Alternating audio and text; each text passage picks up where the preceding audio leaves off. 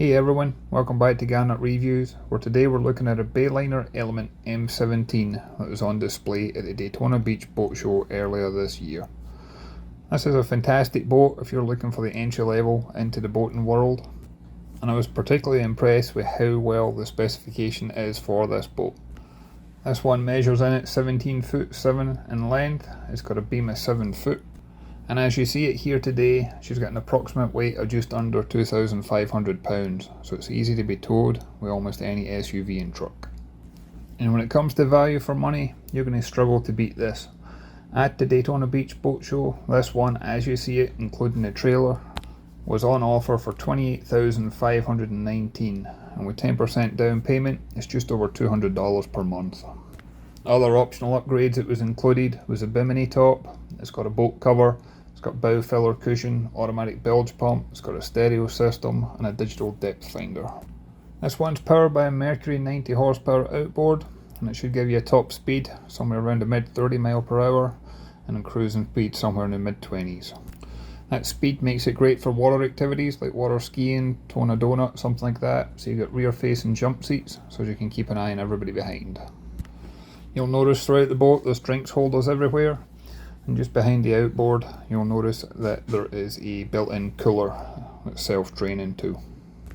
I love the comfortable seating that's throughout, including the padded backrest, and then under the port side is where you'll find the battery as well as the isolator switch, and I liked how accessible this was in an emergency.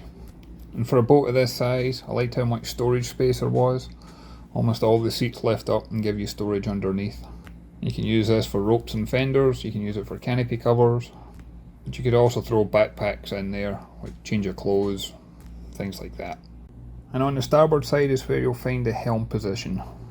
And for those new to boating, I loved this helm position for how easy it was, for access, for visibility, and it's not intimidating at all.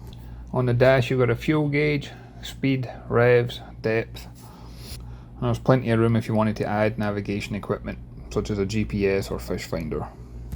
And I love the layout in the bow for enjoying this boat with family and friends.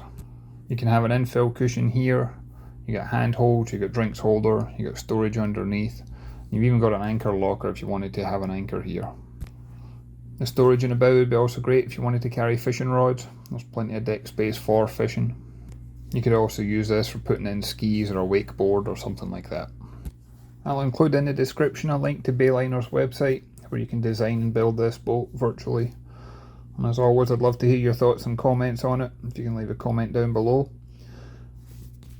If you could go ahead and hit that like and subscribe button, it really does make a difference to the channel. I'd like to thank Aloha Marine Centre and also Bayliner themselves for allowing me the opportunity to come on board, film this boat and share it with you. And as always, I look forward to catching you on the next one. Thanks everyone.